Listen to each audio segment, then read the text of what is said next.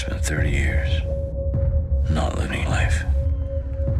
Terrence Malick makes very personal films. You're still the love of my life.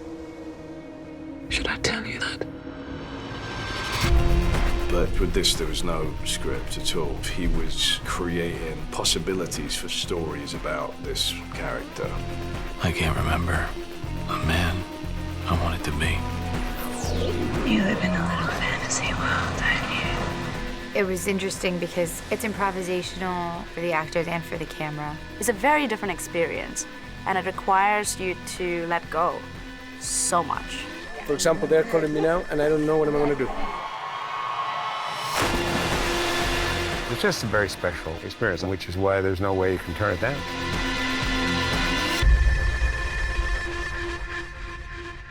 Got a call from my agent saying Terry Malick's interested in you for a film, and as you may know, you're not going to have a script, or you won't know probably really what it's about, but he'd like to meet with you. I remember arriving on set, and I was asking anyone I could find, who am I? What character? Do you know anything about my character? They're like, we have no idea. We have no idea. None of us know. You'll just speak to Terry, and then you'll know what you're doing. This might be my 80-something movie, 86, I think. It's a very unique experience. It's something that I never experienced before. But this is a Terrence Malick film. He just makes the movie that he wants to make it. He makes it his own way. And that's the way it should be. The moon, the stars, they serve you. They guide you on your way. The light in the eyes of others. There was no wrong idea you could try. Intuition and instinct was celebrated. Everything was sort of welcome in that way, and everything was fun and immediate, but taken seriously. The philosophy behind it was, let's start before we're ready.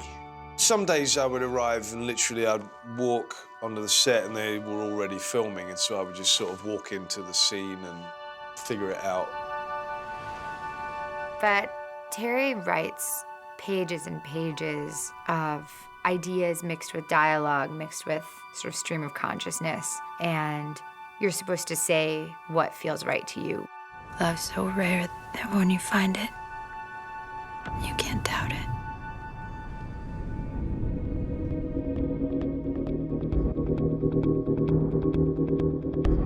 I felt very much for the first time, it was almost like a reintroduction to working with a camera on Night of Cups, just being entirely comfortable with however close they were going to get with the camera.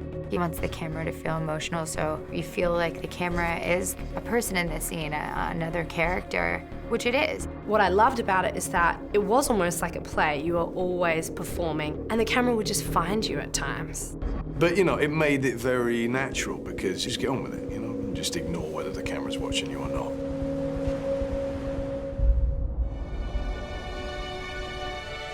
I feel grateful as an audience that Terry's sharing himself with the world so much now.